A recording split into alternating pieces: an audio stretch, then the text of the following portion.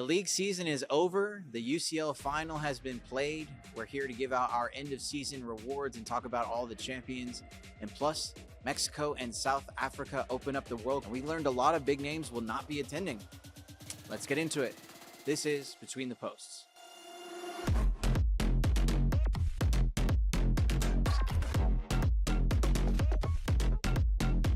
Welcome back to Between the Posts, ladies and gentlemen. My name is Eric. I am your host. With me is my friend Oscar. We're going to be talking about World Cup league season. We're going to break it all down today. We've got a lot to talk about and discuss. How are you doing today, Oscar? Awesome. Thank you for having me again. Yeah, I think we did great our last episode. I'm excited to talk about everything we've got to talk about. There's a this lot of episode. things to talk to. I mean, we've got literally World Cup next Thursday.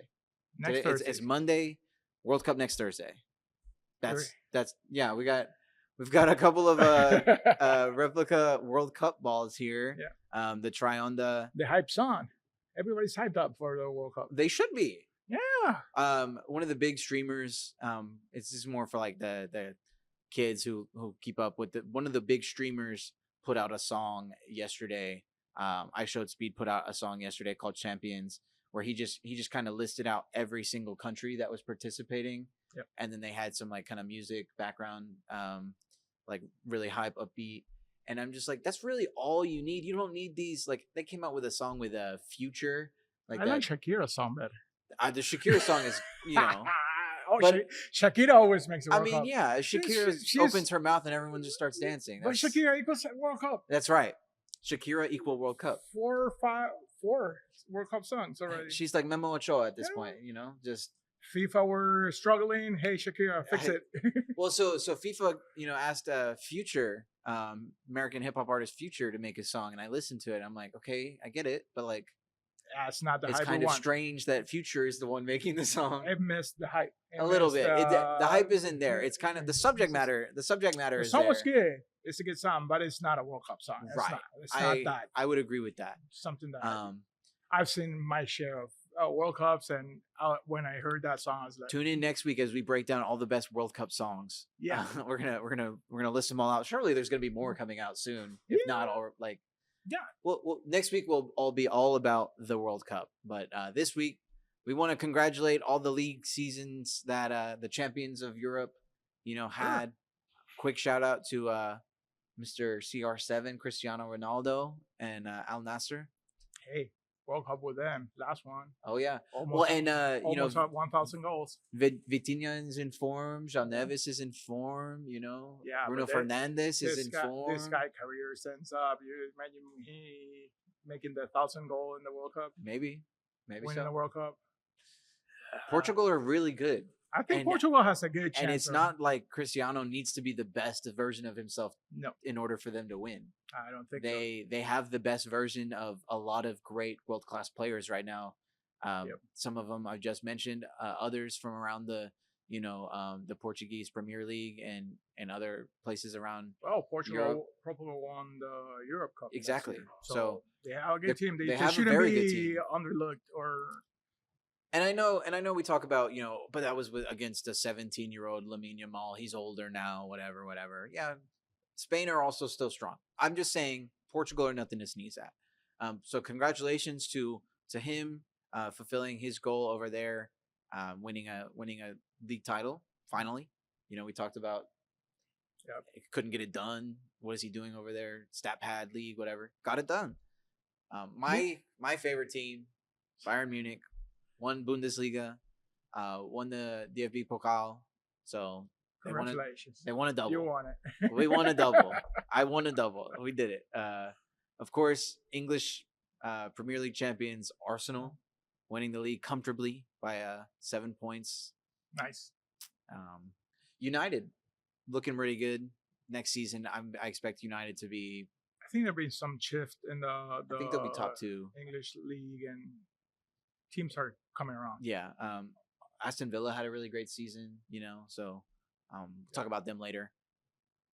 La Liga champion Barcelona coming in first. Real Madrid, of course, we talked about, Yeah, but what they need to do you to you gotta become. give it to Barcelona. They did a good job. They did the and work, and they and got they had an outstanding team this year. I think the loan for Rashford was really underrated. Mhm. I think we expected him to maybe fail at Barcelona, and he did well enough um, for outsiders to think that he was contributing at a high level at Barcelona. Now, Barcelona fans, diehards, don't necessarily think that he was contributing at a high level because he's not Neymar, but that's whatever. Yeah.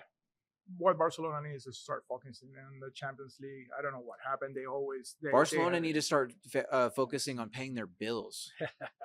As far as I'm concerned, they still owe money on Lewandowski, and he's uh gone. Like he's gone. So I don't want to get in there because since I'm Real Madrid, they're gonna say I'm biased and no, let's talk about it. You're this guy. Forget about the Real Madrid bias. Where is the money coming from? 80 million for Ollie Gordon for what? I don't know. And I get it. And he comes in speaking perfect Spanish, so it's like, oh, maybe like this was destined, and this is the perfect move for him and for them and whatever. Don't. But I'm gonna. This is my last warning. Don't open that Pandora's okay, box. Okay. We can open it, but we won't end the show in a good. Yeah. I think if we have any viewers from Barcelona, are gonna be mad. Ah, But congratulations to Barcelona. Congratulations, Barcelona, to La be in Liga a champions for 2025-2026. Serie A champions, Inter. I mean, they dominated from pretty much start to finish. good team. Very good, Last very good season team. of Luka Modric and Yeah, I mean, Milan just weren't good. yeah, but Luka Modric just did it. Yeah, Last season he played yeah. well. Everybody loved He him. did. I mean, he really did play well. The biggest issue, and I think people talk about Serie A being a really old league. Mhm. The biggest issue for Milan is they can't push the ball forward, and I wish they wouldn't let him go from Real Madrid and would have like gave he him should one have more spent year, his last year one with more Madrid. year in Madrid. I mean, it's not like Whatever he did in Italy, it would have helped Madrid a lot. I mean, he alongside Valverde or Yeah. even um, Bellingham, Chouameni, yeah. I feel like he would have been. Yeah. He still could have contributed at a high level. Yeah. I think so. Yeah, definitely. So imagine this on the bottom side, Chouameni, then left side Modric, right side Valverde, and then on the top Bellingham. That Yeah. would be like a midfielder, dream midfielder. Dream info. But well, they let him go. He still had something to show. They showed And it. then even if you did it like that, like if you did it like that, you could just have Mbappe and Vinicius both play up front, both play wide the way they like to play. Yeah. And just have Bellingham play maybe a little bit more forward. Yeah, play a little bit forward, like a false nine, and then everybody. Whatever. Everybody's a good coach in paper. Now Valverde is gonna leave, and they're gonna get. I don't think about that. What I heard is they already offer him the captain for the next year. He's the oldest. Really? He's the oldest players in the I guess they roster don't. right now. I think they don't want him to leave. I think maybe that's a hey, please stay. I think if Madrid let him go, it's going to be a big mistake. I agree with that, but I think maybe somebody can maybe lure him away. We'll see. That might happen. And of course, last but certainly not the least, most likely the best, Paris Saint-Germain, your League One PSG. champions, your UCL champions. Hey, they just came out and say, "Here we go again."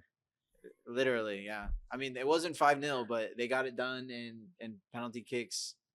Don't let your defenders take PKs. What do we say? Yep. You know, It was a very lockdown game, and nowhere to go, nowhere. But well, we'll talk about it. Yeah. I mean, we had a lot to talk to. we still talk about that 5-0 beating last year. So I mean, I'm sure we'll talk about this at length. My initial reaction is I see a lot of tweets online and banter from English football, and so they were like, "I can't wait for Arsenal to lose so that fans from Crystal Palace can go and sing next season. Champions of Europe, you will never sing that." Like, that's what's fun about soccer matches in Europe. Every team's fan, they have different songs, and you have a blast when you're waiting for that match to start outside Bernabeu or outside any stadium. It's that hype, those songs. So that's amazing. I gotta show you this this thing that I saw. These guys they're doing a podcast and they started singing, and their song is about Arsenal, and it's one of the funniest. It's one of the funniest things. I wish American football culture was that advanced, so that He'll get there. I think he'll get there. I wish that. Now, I think it is important that we'll continue on with our discussion here, but there was a huge turnout for that USA Senegal game yesterday. A lot of Senegalese fans, mind you. Yeah. It was probably more 50-50 than it should have been. Yeah. But that was a full packed stadium, and usually it takes a while for the energy in a USA match. Well, I think everybody's hyped up for the World Cup. But that's the thing is, like, there was genuine concern for people like myself, people who care about the U.S. Soccer Federation and then turnout. And then this is another thing, and that is, I think we should talk about it. I don't know. The prices for World Cup are crazy. Yeah, they're insane. So next week, they're diving. Next Saturday, They're diving. Argentina's playing Honduras in College Station, and it's $100 per ticket, the cheapest one. You can find 500 for that. But if you go to any World Cup Argentina game, it's going to be $1,800 the minute, whatever. So a lot of people that don't have the money to go there, like, I'll go there. I'll go watch USA in a cheap place, and it's a good match. I'll go watch them and get my hype in than spending $16, $17, $100. So, and if you're out there and you're watching and you want to go attend a World Cup match, let me tell you what's going to happen. This is the economics of ticketing in the USA. They want that ticket sold regardless of what price it is. They want your butt in a seat because at the end of the day, ticketing is not the only way they make money.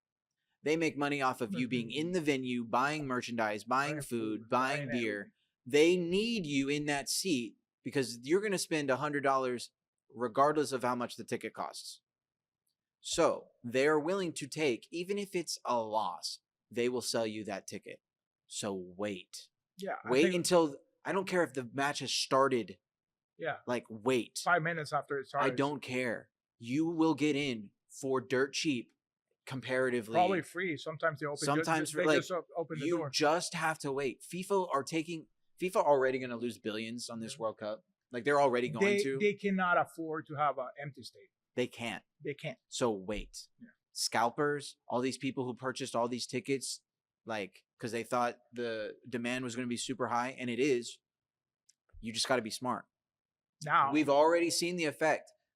A couple months ago, what were we talking about? All the World Cup prices, every single match, didn't matter what match it was, $2,000, $3,000. Now you can go get tickets to some of those matches for like $300-$400. Yeah. So just keep waiting. We're 10 days away. I can guarantee you there are financial officers for FIFA that are panicking. Yeah, just wait. Now I'm maybe an announcement for all our viewers. If you have tickets for the World Cup.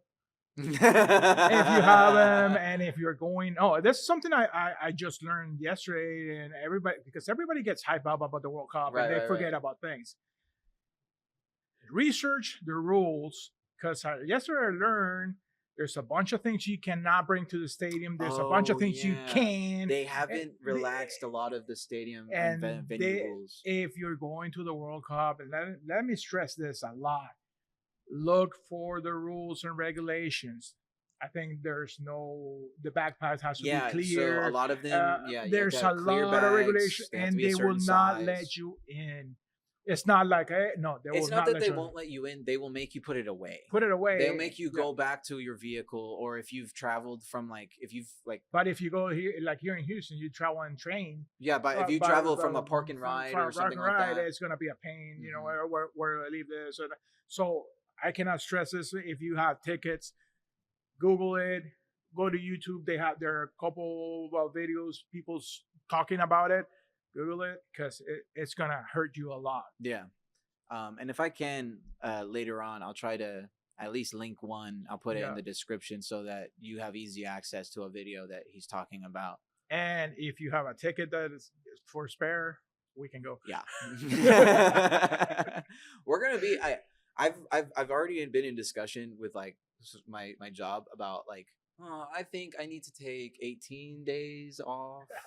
how long is the group stage? 18 days. We'll, Yeah. we'll probably be in the fan club for Oh, most of for the most of game. it, yeah. We'll, They'll be peeling me off the floor we'll every day. probably be streaming or doing So, videos or doing something. something. We'll Yeah. find us next week. We'll be posting probably every day if we can. If you find us, Eric, we'll buy you a beer. That's I will. One. Just one. Okay. I think we've got a couple of promotions that are worth talking about. Tottenham did not get demoted. Sad day for everybody involved except for Spurs fans. Spurs fans, extremely excited to have finished 17th again.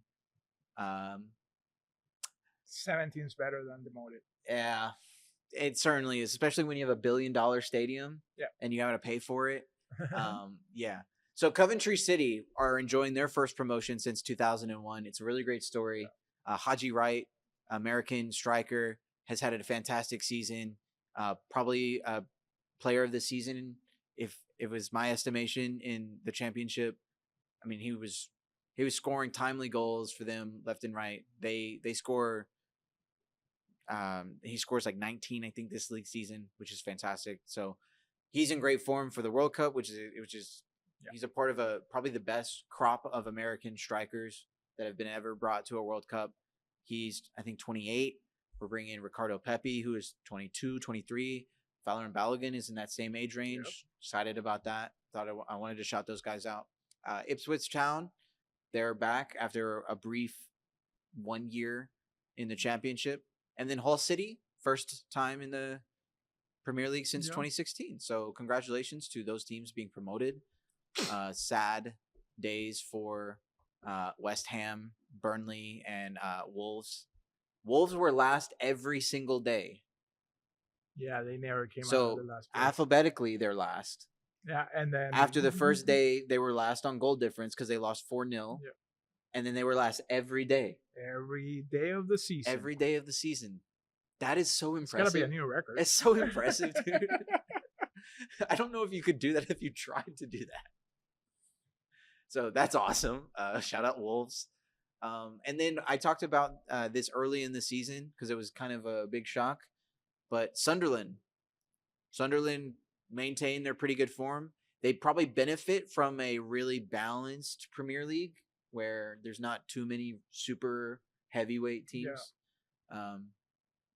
So there's sometimes that the league is more balanced. Sometimes it's just one-sided. Sometimes it's a balanced league. Right. It happens in every league. So in consideration with what Sunderland did, Wrexham have been promoted 3 straight times, and then this past season they narrowly miss the playoff to get the promotion playoffs for a chance to get promoted.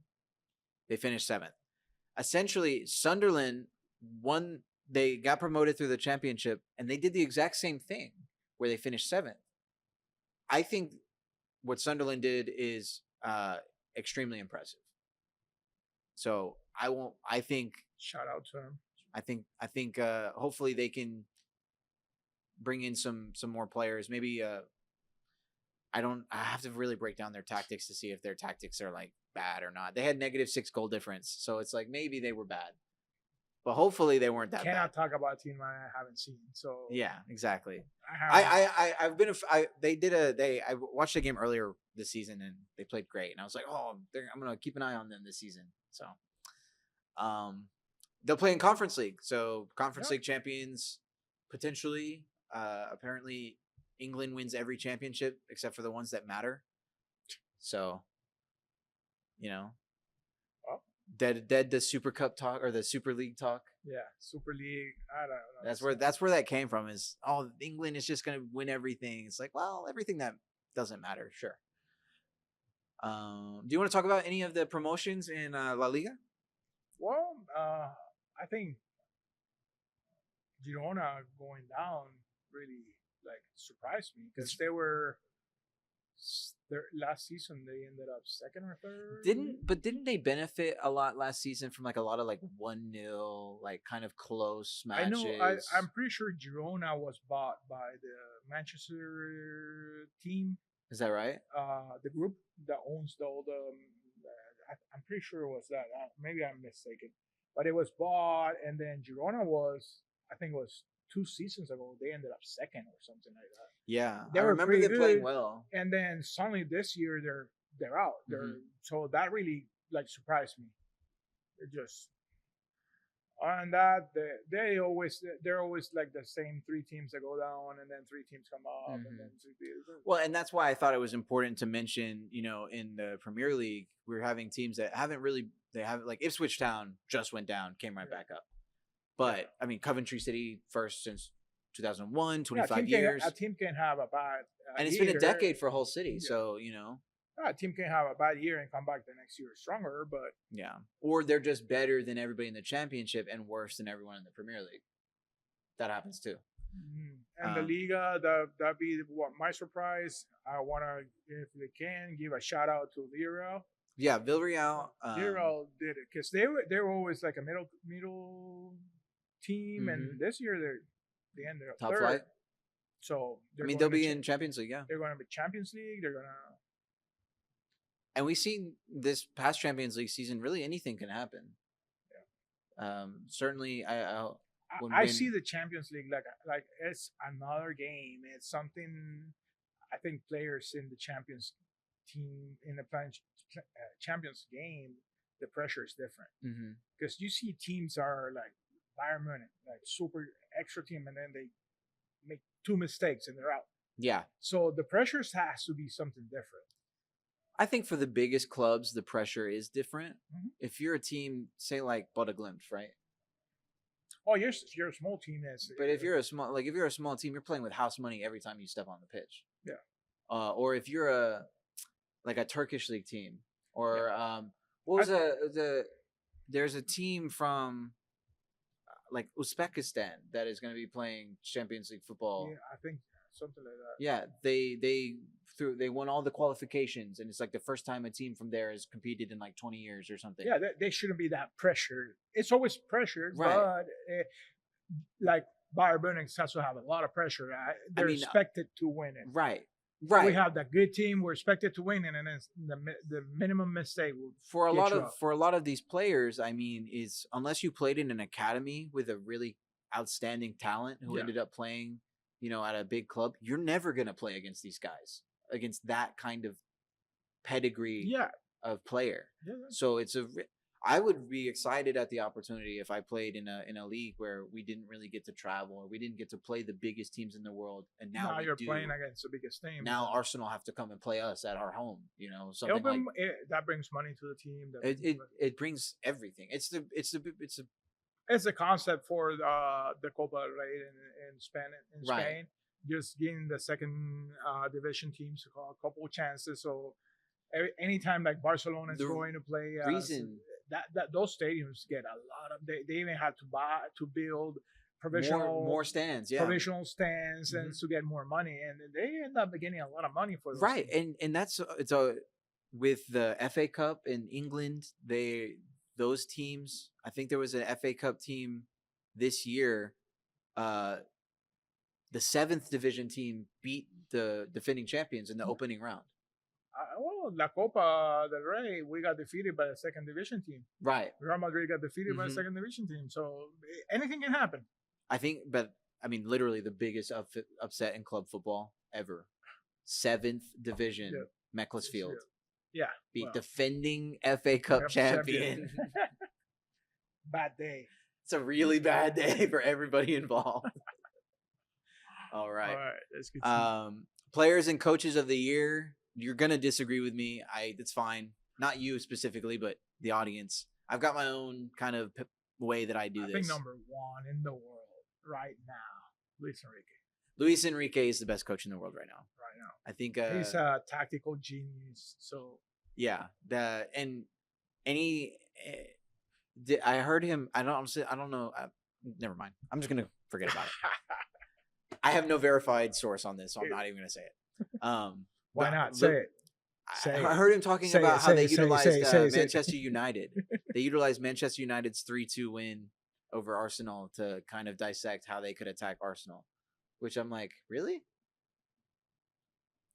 Anyway, that might have just been a Manchester United whatever post. Luis Enrique, probably pound for pound best coach in the world right now. He saw like if we go back to what I think should have been the Champions League final, Bayern PSG. Yeah, That he saw the first game and the he changes completely minimized what killed him in the first game. The changes he made destroyed Bayern. The second game was like different teams playing. They completely bottled. That's why Olise and Diaz and Harry Kane couldn't get off into if the you very get end. players that follow your tactics, follow your instructions, you get results. And I think that's why Luis Enrique couple of years ago he wanted Mbappe out of PSG because once Mbappe got out, it's one of the few times where a coach has been immensely right about a player. Yep, immensely. Like you see him now in Madrid, and what's happening in Madrid? Same thing. I mean, he's through 3 managers now at Madrid. Yeah. Difference is PSG supported Luis Enrique. Real Madrid did not support the managers. If Real Madrid would have supported a little bit of the minors, maybe something would have happened. I mean, what kind of season do you guys have if Xavi is still the coach? Xavi Alonso wasn't doing that bad. No, he wasn't. So. Oh, I mean, I remember talking about Real Madrid and all the bad things that were happening at Real Madrid, and they were still winning. Yeah, maybe if the president and the whole high Real Madrid have been supported to Xavi, something would happen. But then you got a player that moves so much money that you have to give him some lead. I mean, yeah, he's probably the most recognizable name that isn't Messi. Benching him for 2-3 games is going to hurt you a lot. Yeah. I mean, I was up in arms when they benched Salah. So, so. But sometimes those players need a little bit of like benching and putting you back to the ground too. I'll be really interested to see where Salah ends up this summer. Okay. Speaking of wingers, I say this different every single time. I know how to say it. Kvaratskhelia, he probably in my opinion, over Dembele. Just because Dembele wasn't actually playing in League One that much this season. Dembele played 22 out of 36 matches. I can't give a guy a Player of the Season award when he played half the year. But numbers are numbers. How many goals? The same number as Kvaratskhelia. I don't know. I don't know. I just think he does more on the pitch also. He does all the dirty work. Might have. Dembele gets a lot of the shine, and he gets to kick the PKs, and he gets his name on the score sheet. Kvaratskhelia does so much for that team, and I wanted to highlight that because there are two positions that are critical in a team, and one is super rewarding, and the other one is the unfairest position in the world. I mean, Diaz rewarding. For me, Diaz and Kvaratskhelia are very similar players in what they bring to a team. Diaz just has the benefit of having players that feed him more. Yeah.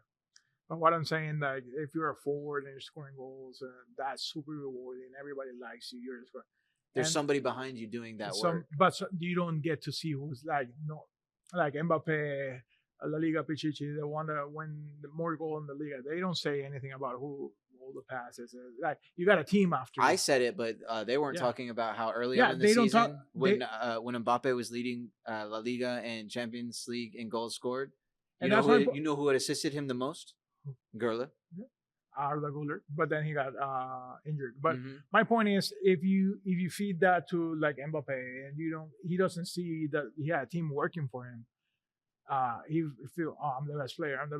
You're nothing without a team. So if you ever go to Santiago Bernabeu Stadium, they have a huge sign that said, "No player is better than the whole team," and that should be the whole. But what I was talking about is if you're a forward, you get all the rewards, all the credits, and that. And I think the unfairest position is a goalkeeper. Yeah. Sometimes a little mistake and you're the devil. Everybody wants to like crucify you. I mean, we talked about. I think in the footballing world, we talk about Jan Sommer's performance against Barcelona for Inter. How do you let 4 goals in and win man of the match? Because you did everything else you could. You did everything you could. Jan Sommer was so good in that match, and they let 4 goals pass. So it's like, Yeah, yeah. you can be literally the best. I mean, Neuer didn't save a single goal against PSG until like 20 minutes into the second leg. Yep. That's just being bad. That's just not getting a hand on the ball, being in bad positions, Having not a bad day. having a bad day, or just the opponent having a very good day. Yep. But Jan Sommer, in that final or that semifinal performance, it felt like 3 years ago, Real Madrid's Champions League against Bayern Munich. Mm-hmm. Yeah, Bayern was winning, and Mhm. then Neuer had 2 mistakes, and that's where we tied and we won. Neuer had a mistake that gave Arda Güler the first goal. So it's like, Yeah, but then it was the Joselu's goal. mhm. Forward from shoot from Vinicius. He, instead of grabbing the ball, he let it bounce, and then you got the goal, Mhm. the and score. And he was like, "What the hell happened? He's having a bad day." Yeah, the thankless jobs. I think, you know, center back definitely, goalkeeper for sure. Yeah. Yeah. So what do you got for La Liga? So La Liga, I think it's pretty obvious. The coach of the season, Hansi Flick. Good coach. Player of the season, I think, is also somewhat obvious. Lamine Yamal. I don't. You don't think that's obvious? You think it's Mbappe? No, I don't think it's also Mbappe. Who'd you say? I think there's some. And here we go back to what I was telling you. There's Lamine Yamal, media, Mbappe, media. I think there's a bunch of players that deserve like best player in the Liga, but they are not scoring. They're not in the hype. They're like, I don't know if you know Isco Alarcon. He's playing for Betis. No, but I know Betis are very strong. Isco Alarcon came out of Real Madrid 2-3 years ago. He's playing with Betis. He destroyed Madrid when they deployed. I think he's an awesome player. He should be one of them.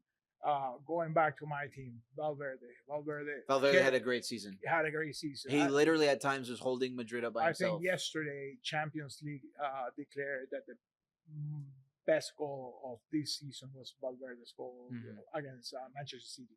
Mm-hmm. The one that he just touched the ball over the defender. I think that was so. There's if that Lamine Yamal, not saying he's a bad player, he's super, but those are more mediatic for me. My point of view, though. Oh, media, same as Mbappe, Vinicius. Oh, they move people. They're like. I was if we go to players development, how they play, how they carry a team, how they even if they don't score, I'm pretty sure I'm gonna say this. What's the name of the Barcelona's goalkeeper? Forgot it. I know the keeper. I know your keeper. I'm mixing him. No. But Barcelona's keeper this year, I think if you give me the chance, I'll give him best player over Lamine Yamal. Okay. I'll give Rafinha best player over.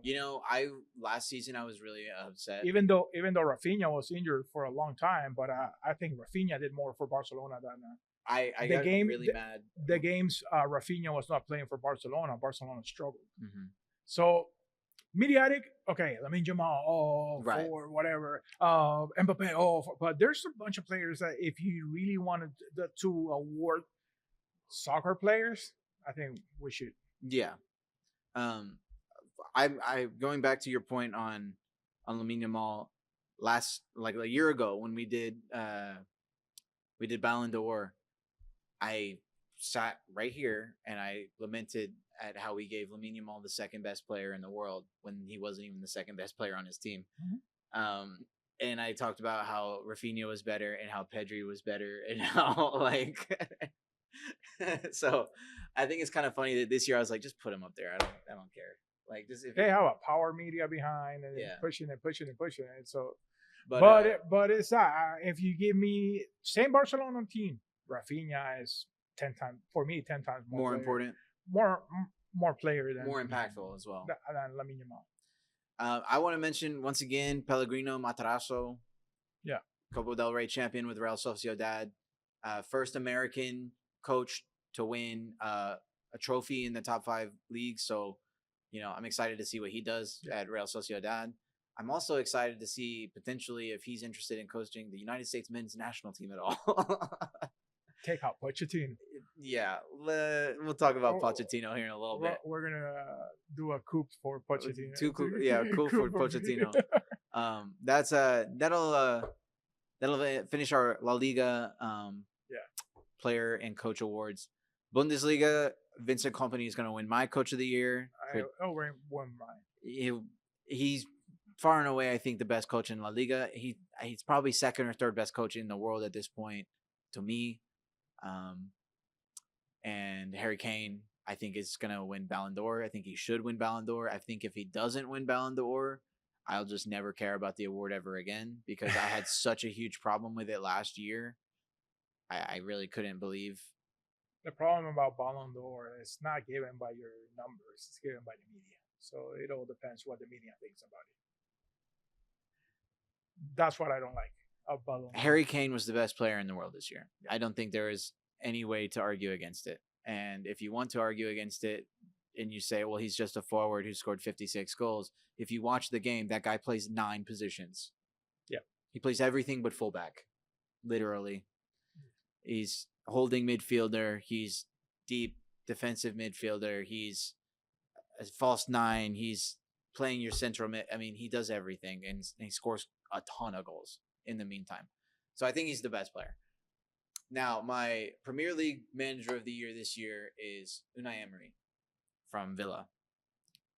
The reason for this is because Villa probably weren't supposed to do much this year.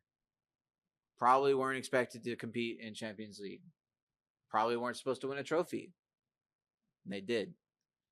Unai Emery has won 37, I want to say it's 37 out of 39 Europa League ties. Nice. He might be the GOAT Europa League coach of all time. That guy wins that competition every year he's in it. Like that's pretty great. I mean, you got to win it if you're supposed to win a trophy, right? Hey, we're hiring you because we want to win a trophy. I'm gonna say something that's gonna make you mad. That's fine. I don't know about Europa League because we're barely in there. We're always in Champions League. That's fine. And winning it. Yeah, you're always in Champions League and winning it unless it's a year where Barcelona win the league and PSG wins the Champions League. Yeah. We're all at the mercy of the Parisians right now. Yeah, but so we're not in Europa League.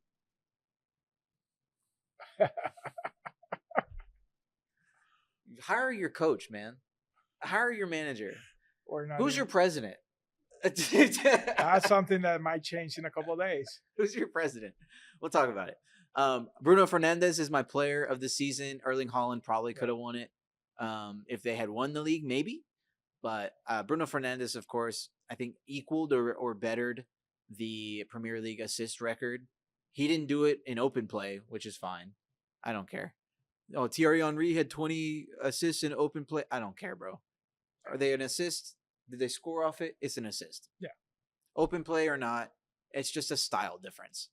I think Michael Carrick is probably going to be manager of the year next year. I think United will win the league next year. I just think right now they've got it all going on. I think they figured it out. I think they figured it out. They fixed the problems and they might come back. I think if they can kind of get ownership and key club figures on board, because Carrick, I think, worked in spite of some people at times this season. And I think he won't have to do that going forward now that he's permanent manager. Yeah. And my manager of the season, he could have gone to the Inter Nacional coach, but talking about Serie A. Yeah. Talking about Serie A. For me, it's Fabregas. He did good. I mean, Como shouldn't be where they are. They're in Champions League. Yeah, awesome. I think it's they play really great football. Nico Paz is a star. He found something in that team, and I think that's what a good coach should Good do. coaches make their teams into good teams. Yeah. So I wanted to shout him out and have Como, kind of be on the forefront of Serie A. I agree with you. And then Inter do get their shine a little bit. Fullback Federico De Marco. I mean, he was outstanding. I think he had 18 assists in the league this year from the fullback position, which is insane. So congratulations to everybody for our meaningless awards that I've just given you. Maybe they'll mean something one day. Okay, coaching carousel, managers going different places, leaving places. These are kind of the big ones to me, and we can just Still, chime in whenever you think it's important and you want to comment. still rumors, or are you those are A lot of these are confirmed. confirmed? Okay. If they're rumors, I will say that it's rumored. So Pep is leaving Man City. We know this. Enzo Maresca, formerly of Chelsea, formerly of Manchester City, Coming back to Chiefs. coming back to replace him. I think because he was a former assistant, things aren't going to change that much. I think he tried to do things the City way at Chelsea, and it didn't work because Chelsea is a big problem. Yeah. Speaking of Chelsea, Xabi Alonso will be taking over Chelsea. I think we talked about that a little bit. I think that is going to be a huge test for Xabi Alonso still, because there are I'll be pissed. 95 players in that locker room. I'll be mad if Xabi Alonso start winning with Chelsea. There's not as many. There's not as many Superstars that egos at Chelsea. Yeah, egos that can. There's certainly more players and transfers to balance. Certainly teenagers, but as far as top level ego, I don't think he'll have to deal with that much. Especially if they get Enzo Fernandez out of there. You know, some of the longer term players that have been there. You know, get them out of here. I say longer term. He got purchased like maybe 3 seasons ago. Well, but it's been there for a while. But they've got Caicedo and some of these other top players, so we'll see. What else we got? Jose Mourinho, maybe Rumored?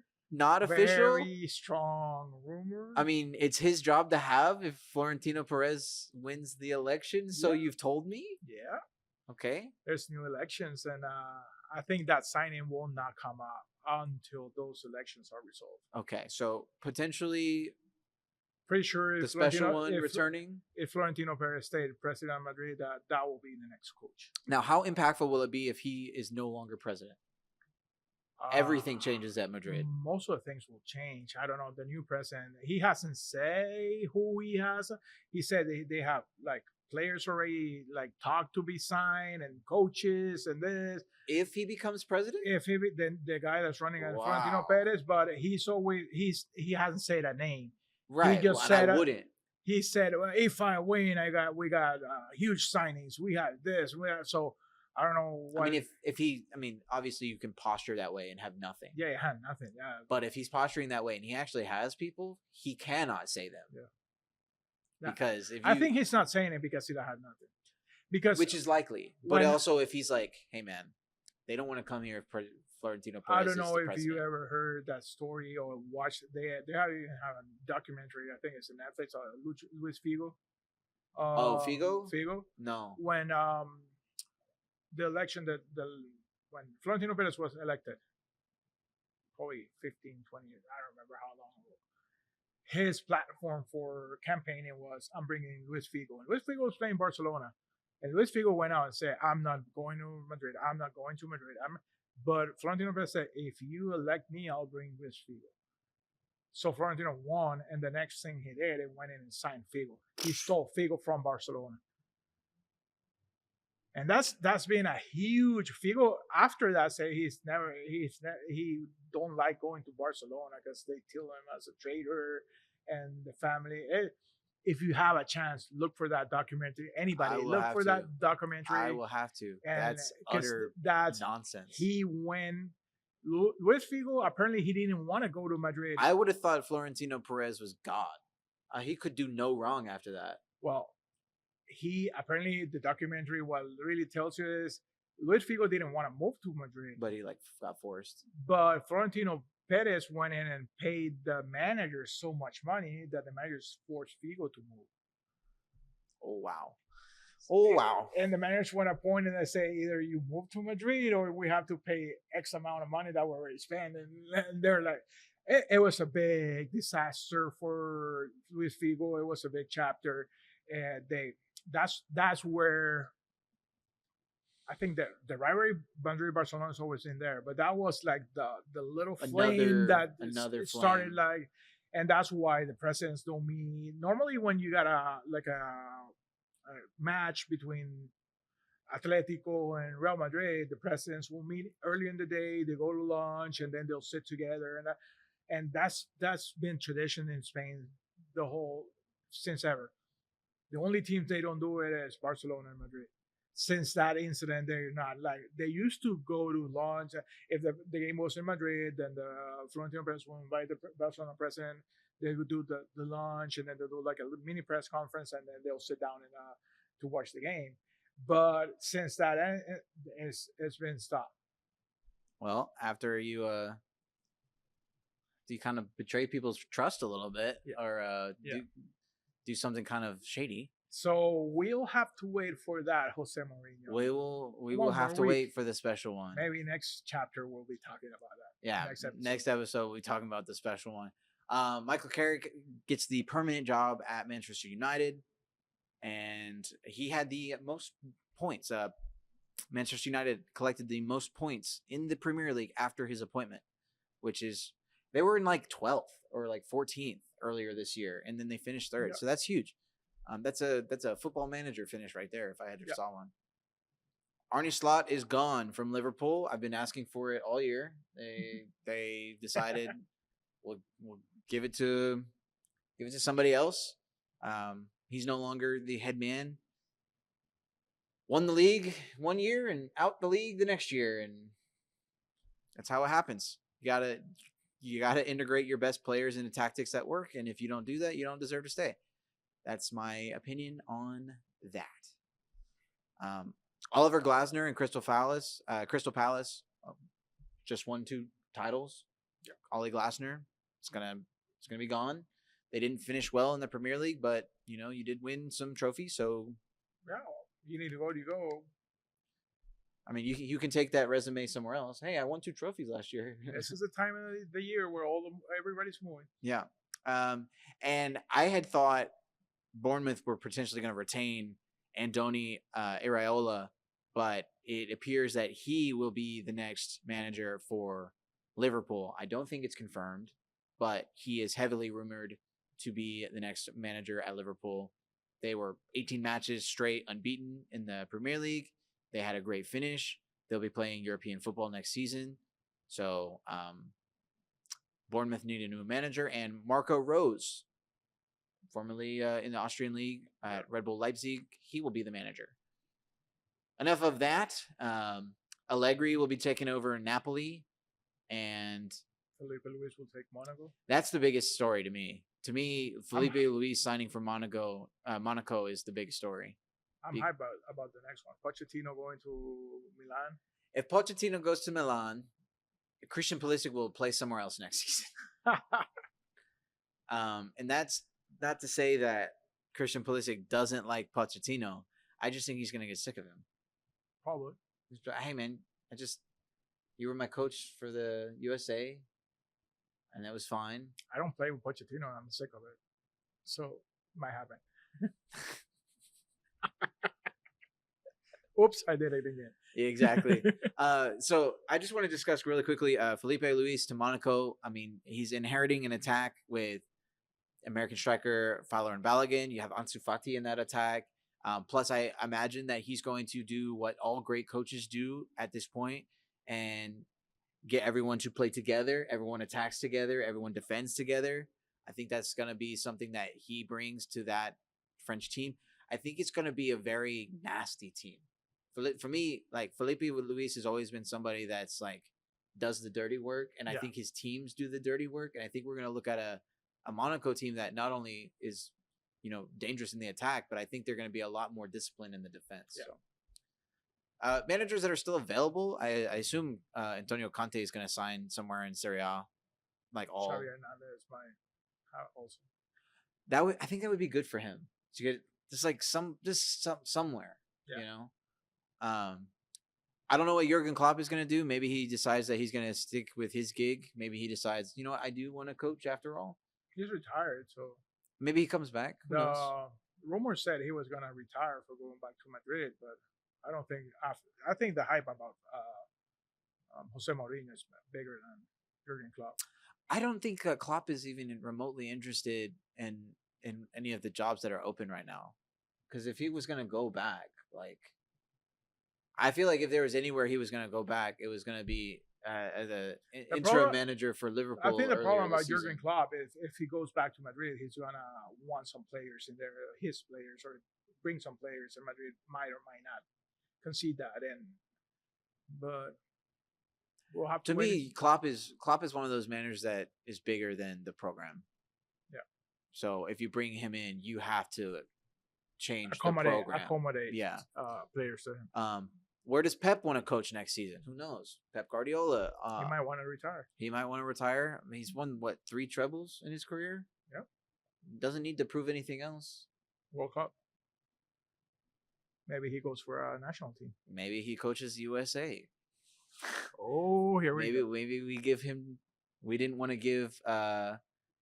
I think we tried to give Jurgen Klopp like $8 million to coach the USA, and he just wasn't interested. I think they kept calling him too, and they're like, "Come on," and he's like, "No, maybe no." maybe Pep. I think Pep could be persuaded. There's a trophy missing. I mean, Pochettino was persuaded. And I think Pochettino was like, "I'm kind of out of club situation right now. I need maybe a couple years to maybe, relax. maybe if I put in some good performances with USA." So, I'm willing and able to support a new manager for USA. So that's not something not something I necessarily wanted to say right before a World Cup. But if he's already linked with Milan after the World Cup, like I'm preparing myself to just say goodbye. So, in the event there is a good performance by Team USA, hey, great, we can build off that. In the event there's bad performances, hey, you wasted 2.5 years of my life. Thank you so much. Let's talk about who's not going to the World Cup. Are you ready? Ready? Whatever you are. Okay. Here we go. Who's not going to the World Cup? João Pedro is not going to be going. Brazil. From Brazil. Cole Palmer. From England. English Player of the Year last year. Cole Palmer. Not going. Up and comer. Adam Wharton. 22 years old. He has a couple more World Cups, so yeah, he'll be fine. I don't mind it. The newcomer. It sucks. Young. It sucks to miss at 22 because you could have, like, if you think about the best players, they're going at 18. They get another one when they're 22. Yeah, but it sucks more being your last one and not being called. Right. Of course. That's gotta, like, you want to retire after, and then you don't get called. Speaking of that, Harry Maguire probably will not see another World Cup. Probably will not see another World Cup. I mean, I don't know how many English defenders are more impactful on the pitch than a guy like Harry Maguire from a leadership perspective. Now, they did call up Jordan Henderson, who is a massive leader for that squad, as opposed to a guy like Adam Wharton. So they'll definitely have the leadership that they need for England. Yeah. But they're not bringing Phil Foden. They're not bringing, like we talked about, Cole Palmer, Adam Wharton, Harry Maguire. That's a pretty big about mix of that. players. If like you were saying right now, if you do a good performance, okay, awesome. But if you do a bad performance, then it'll come and bite you back because people say, well, if you would have brought Maguire, or you would have brought this one, it's gonna. I mean, people have been criticizing Thomas Tuchel's decisions for years at this point since he got hired. Because he has shown a propensity to bring players that nobody really thinks deserve to be there. Yeah. So, moving on from that, there's some interesting omissions from the French squad. No Real Madrid players, so that means Camavinga is not going. No, it's of course there's Real Madrid players in France. Where you leave Mbappe? Oh, I guess you're right. Nah. I think there's one more. I don't remember. Maybe. Yeah, I guess I just got. Chouameni is going. Oh, is he? Did he get called? I think Chouameni is going. Mbappe is going. There's one more French. I don't remember the name of it. Whatever. There's no Real Madrid player is in Spain. Spanish team. Oh, that's what I was thinking of. That's what I was thinking of. There's no Spanish players from Real Madrid. For Real Madrid. Yeah, which. I mean, Real Madrid always buys their best teams, I feel like. So it's not necessarily that indicative. I got into a discussion with a Barcelona fan the other day because he was saying, well, if we win, it's going to be Barcelona's win. And said, well, I hope you deliver because the only World Cup Spain has was most of the players for Real Madrid. So we produce players. They won the nowadays. Like if you If see, Spain don't win this year, oh, but this is. I mean, Spain is favored. yeah, but why? If you see Real Madrid's roster right now, there's barely any Spanish. Yeah, there's hardly any. I think in housing. They have what, the 21-year-old striker who's Yeah, Spanish, right? Or he just came up through the academy. Yeah, Gonzalo is in the academy. It's not Yeah. going, but most of the team is international players. Right. So we're not building what we call players from Spain. Yeah. Barcelona's been doing that. They have Pedri. They've kind of had to. They had to. So which is why their spending this window is so strange. Yeah. Because they can't afford it. They can't afford it. Yeah. Yeah. So, okay. Obviously, there are Real Madrid players going. I said the wrong thing. But I mean, for Spain, no Dean, Housen, you know, like I thought that was a pretty big omission. Okay, and I really got to talk about the Team USA snubs. So right now, Team USA is bringing on 4 midfielders. Okay. Only 4. That's risky. And 2 of them are not good players by international standards. That could have been mitigated. On this list, there are 4 USA players that I said got snubbed. All of them are midfielders.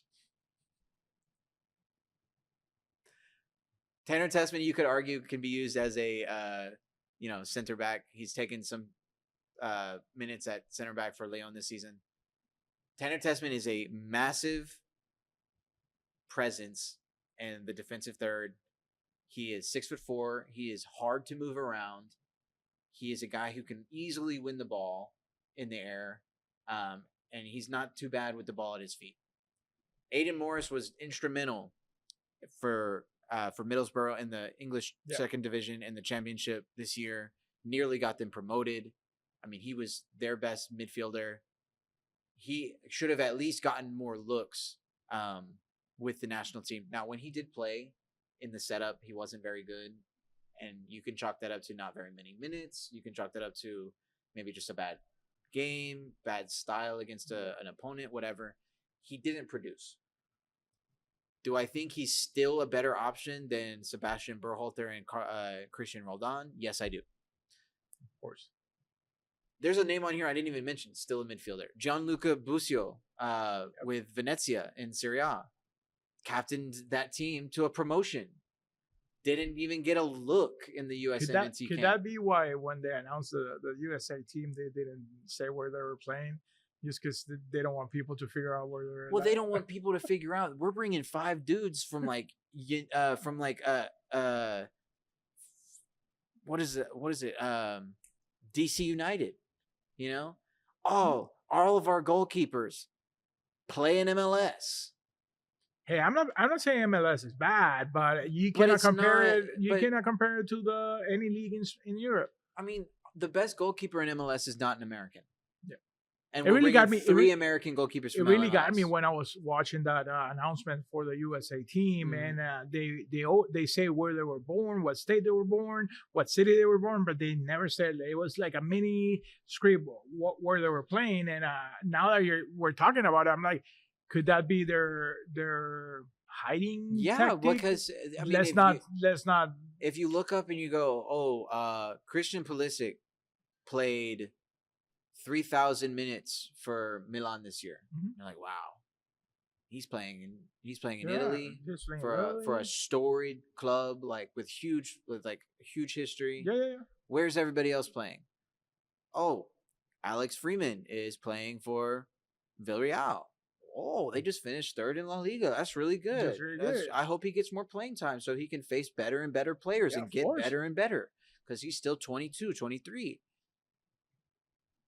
Where does Matt Turner play? Oh, he plays for New York Revolution or New York Red Bull, New Jersey, you know, whatever. Where are they? Oh, they're 7th in the East. Well, that's what happened when you get Pochettino as a. Well, and Pochettino in the United States, I think part of the reason Pochettino took that job and the part of the reason that they were so willing to pay him all that money is that he agreed to put up with the MLS promotional bullshit. Yeah. Him not bringing Diego Luna is like the one pushback against MLS I think he was capable of. Yeah. Because everything else, like Sebastian Berhalter, yeah, I mean, he had some set pieces in the build up to the World Cup that I was like, okay, maybe that warrants him being at least included in the 26-man roster because it seems like he does have a knack for producing these set pieces. Tanner Tessman would have been a massive improvement over Christian Roldan. Roldan can't win the ball in the midfield. He's not a good passer of the ball. He has very limited vision. Mm-hmm. I just think that in the midfield, there's a huge, huge hole. We'll see. Maybe he wants to play with sometimes you get like a winger defender to just play midfield. Yeah, but we'll have to wait. Well, he said something along the lines of, "It'll be a shame that the USA, being a host, will not go if they can't pass the group station." I have no fear that they'll get grouped. I have no fear at all that they'll get grouped because. But it'll be a shame. There are two teams that they've played in the last 6 months that they've beaten in their group. And they beat them handily with teams that were not their best. Yeah, but you didn't have a list of 26. You had the whole thing. You could bring anyone you play. Yeah, but we pretty much brought these guys. Okay. Yeah, so when we beat Paraguay and when we beat Australia, we beat them with pretty much the same roster that we're rocking with right now. Zendejas with then you don't know if Panama or Australia bring up their A game. Panama has scored twice. Paraguay. We played Paraguay. Oh, Paraguay. Paraguay's in the group. Yeah, Panama yesterday scored twice against Brazil. That game ended at 6-2. Yeah, and the last one was a good goal. Laser. That one was awesome. So there's no small team in the World Cup. So there's not, and I'm not gonna put. But when I say do I think Turkey should probably beat the U.S.? Yes, probably. Do I think it's a guaranteed result against Paraguay and Australia? No. Am I pretty confident in those results to get at least second in the group? Yes, 100%. Yeah. And Australia are going to have their... I'm not saying they're not, but it would be a shame. Yes. If that happened. Yes, absolutely. That would show up that the work wasn't done or whatever he did. The biggest shame was us getting grouped in Copa America. Yeah. That was the big shame with Berhalter. This haunts me to this day. Him holding up this right here. It's 1-1. We're still ahead. On aggregate goal or whatever. Yeah, whatever. We're still ahead. Yeah. What a loser. You don't play like that. You play to win. You don't play to just support a score. Yeah, and in the moment you're like, dude, yeah, okay, I'll take it. I want to advance, but I don't want to advance like this. And they didn't advance, so it didn't even matter. Yunus Musa is the last guy I'll mention here. Yunus Musa, I mean, for Atalanta, he could have got more playing time, and he's had some down, years. Mm-hmm. He's still physically so much better than those other guys. He can still provide you with a guy who can carry the ball through the midfield with pace, make all the passes. It was just surprising that guys that are clearly less talented got the call. And I know it happens every time. Yeah, it happens every World Cup with every team. Yeah, you might get one or two guys, but when you get 4-6 and you're leaving 4-6 good player out, that's where people start worrying. But it's a problem the U.S. hasn't really had before, where you have a talent pool that is probably up to par with some of these other nations, and you're just not bringing And of course, it doesn't mean anything if you're playing like, let's say, AC Milan, and you're like benching all the time. You might be but I'd rather have a player that plays every day with Red Bulls, New York Red Bulls. That is the case. A player that never played in AC Milan or in the whole season played like 10 minutes. Yeah. So that might be something that we're not seeing that he sees, giving him the benefit of the doubt. But it is what it is. No way.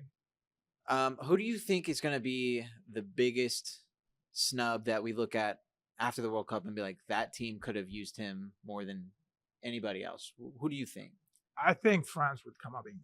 Really? I think Camavinga... I've seen Camavinga playing with France, and he understands that team very well, and he plays a lot. So I don't know what happened. I don't know, but It's got to be a Real Madrid thing, like with the yeah, club I, form and maybe the red card, or I Roma- think it's got to be something to do with that because there's no. I mean, is the midfielder pool for France like that strong that they can afford to leave him off? Because I know they left off another player. it's not bad. Because what is it? I mean, N'Golo Kante.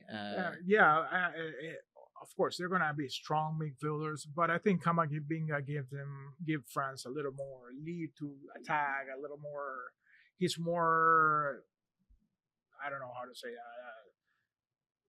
Works better the strategy to deliver the passes and all that. So we'll wait and see. But if you ask me right now, I think that'll be I think regardless, France are going to have a really good World Cup. yeah, they're gonna have.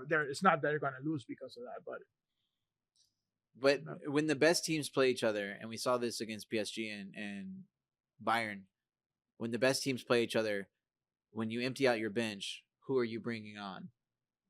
Guys like PSG were bringing on guys like Doué, for like when your Dembele. second team is When Warren Zaire Emery came on, yeah. For Vitinha, and it's like, okay, that's incredible that you can just have these guys on the bench and bring them on. That's the biggest thing. That's what I say.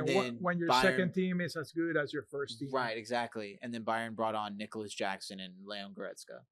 Yeah, it's not why they lost the leg, but there was a massive disparity in the talent that was brought on. Yeah, I understand. So that's what happened. In the World Cup for France, it's like, well, maybe we don't need to bring Kamavinga, but if you're playing another team that has a wealth of midfielders that they can rely on and that they know, hey, we can plug and play any single one of these guys and they're going to fit the system. Yeah. If you don't have the legs to keep up with that, or you don't have the personnel to keep up with that, and you get late, it's minute 110, your midfielders are both on yellows, they're both tired, you need to bring somebody on, and you look and we wish we had Kamavinga right now. Like, I potentially see that happening. I just remind the other player I think that should be, and I think it might be his last World Cup or maybe one more, Argentina, Pablo Dybala. I'm pretty sure Dybala did not get brought up. Yeah, that's one of those things. That's one of the things that I think that team needs Dybala. But I don't know if they need him or if it would just be righteous for him to be there. I think it's a little bit of both. Yeah, I mean, I feel like not that he deserves it with his club form or what have you, but could the team use him? Certainly. Oh, I'm nearly out of breath. We talked about so much. Okay, so we covered champions of Europe. We gave our in-season awards. We talked about the World Cup rosters and all the snubs. We talked about where all the coaches are expecting to go, which clubs still need coaches. Is there anything you want to throw out there? Anything we didn't cover that you're just dying to talk about? I just have one question, and maybe it's gonna be the biggest question. All right, let's see let's see. Here we go. What's your team for the World Cup? Ooh, who do I think is gonna win? Yeah. Who do I think is gonna win? Who do you think is gonna win, and what's your go-to team? I think this tournament would be the most fun World Cup tournament of all time if Norway won. Nice. And who's the team that you're? I think first thing that one most of people know is Germany. I'm less the team you're rooting for, and the team. So there's two teams that I'm actively rooting for. Of course, my home team USA. I'm rooting for Germany because I always root for Germany. Do I think Germany is as good of a team as years past? No. Am I fearful that this team is going to get grouped like they did, 8 years ago? No. I'm not. They're in this weird middle ground for me. They're literally in the same place as Team USA. I think USA can make it to a quarterfinal. I don't think they'll win a quarterfinal. I think they'll make it there. I think I concur with you. I think they can make it there. They can make it there. They can. If they play the best football they're capable of, I think they can make a top 8. Yeah. Do I think they're going to? No. Round of 16 is probably the best I can hope for. With Germany, I think they can make a top 8. If they make a semifinal, a lot of things went right for Germany. I think if they make a semifinal. Cool. But I think there are other teams: Spain, France, Portugal. I think you could talk about even like the Netherlands still being super strong, even though like Belgium has a good team. yeah, Belgium still like you can't ever say for me, my team that I always root like since I was a kid. Venezuela's never been to Argentina. Yeah, Argentina. Of course, I mean, stuck in between all those European squads that I just mentioned are Argentina and the FIFA World Cup rankings. That's like my home team, my root team, go-to team, whatever. But I'm confident Portugal might win it. I think Portugal have a really good shot. I think if you had to say like who are the teams with the 4 best chances, I think it's Spain, France, Argentina, and Portugal. Yeah. So those are my 4 like top. Somebody 4. was saying the other day about the Simpsons prediction that they said. Oh, I don't know about this. They came out 6-7 years ago with an episode when they said that the World Cup was going to be in the USA, the final was going to be in New York, and the final was going to be Mexico against Portugal, and Portugal will win it. That's insane. So I don't think Mexico's going to make. If you ask me, that would be an insane tournament if Mexico made it to the final. I don't think Mexico. Hey, I'm not degrading Mexico at all. They have a good team, but I don't see Mexico in the round of 4s or 16s or whatever. But if that Simpsons prediction comes through, it's going to be like a wild tournament. Every Simpsons prediction is just them getting you to agree to the fact that they fixed it. Oh, the Simpsons predicted it. Oh, yeah, they did. We definitely didn't make the final happen this way on purpose. Oh, well, that's it. That's all I have to say. That's all you have to say? Okay. Leave it that way. Okay. Well, I didn't plug our social media last week. I'm trying to be better about it because it's so difficult to do a job and social media for something completely unrelated to your personal life. But I'm going to plug the socials this week. We've got our Twitter, X, whatever you want to call it, _BTP official. Our Instagram and our TikTok are both at Between the Post official. Hopefully you'll see a lot more content for us from us throughout the World Cup. I'm gonna push the guy to go out, and we're gonna go out. We're gonna go to all the spots, especially here in town where they're gonna be hosting like I'm gonna kidnap him from work and take him to the FIFA World Cup Fans Fest. Oh, do it. We'll give you a good show how it's gonna be laid out, how you can get there. We'll give you a lot of information. You can expect progress reports and after action reports from the Games. World Cup viewing parties and everything that who knows, maybe we can stream a game. Yeah, hopefully we can sit down and we can just sit down and like maybe crack open some beers and watch the game and analyze the game and hang out with you guys. That would be awesome. Comment on the game. Yeah, comment on the game. Say that, we know the tactics to win the game. We're the best coaches in the world. I told you Pochettino should be out. I told you Pochettino was a mistake. But it's been a pleasure for us once again. Thank you so much for watching and listening. Oscar, thank you for being here. Thank you for having me. And always a pleasure being here. Yeah, let's meet next week and let's talk football again. Perfect. Thank you for watching. Peace out, everybody.